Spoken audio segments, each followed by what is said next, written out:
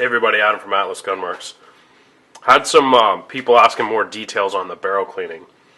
So I just use a big swab from the first video. You should see this just to go down the barrel and get the barrel just cleaned out, make sure there's nothing in the chamber. So I do that first. Then you just take any kind of Dremel tool, and these are just cone shaped. I think they're 0.35 diameter. So they'll work in 9mm, 40, and 45. And if you get a bigger one, you can often, the felt ones, you can just put them on the edge of the barrel ramp or whatever and push hard and you'll rip off what felt you don't need. So if they're just oversized, if you got one that was 400, you could work it down to 355. And I run a different one of these for every compound I use. So most of the time what you're going to do is just get the carbon off the barrel. Then we run I like the Brownells polishing. So they make a 555 polish. They make 3 colors. Black is coarse. So start with black. And I won't actually do this one here, because this is the fine wheel. But and you're just going to run it here, and don't be afraid to get in the barrel.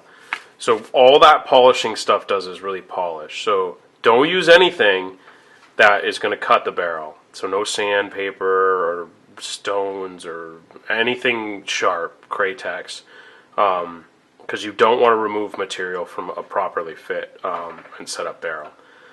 So I polish with black, then I polish with their medium, their gray, 555 gray, and then they have a 555 white that we polish with. And again, you can do inside the chamber, just be careful not to nick the drill onto or whatever you're using here. Now if your barrel's these are just back from finish, so these aren't beat up yet, but sometimes you'll get a huge pocket here where the bullets have hit, especially like hollow points, and they've dinged it up. In that case, don't use a Dremel, don't use anything with power. What you do is you take just a little bit of sandpaper and you take a dowel and you just work it real lightly and try to remove the scratches with sandpaper and then polish after. But don't use anything but your hand on the ramp. And again, I wouldn't do it unless the gun was having feeding problems or there was like a huge gouge here. All you're trying to do is smooth that out so that there's nothing that the edge of the bullet catches on and stops. That's all you really need. A basic Dremel works fine. Medium speeds for the most part. Some kind of polishing compounds. The Brownell stuff works good. When you buy the 555, the packages are huge, so you might want to try something a little less in volume there. But whatever you get, 1 stage is okay, 2 stages is better, 3 stages is probably overkill, but it's fine to do that.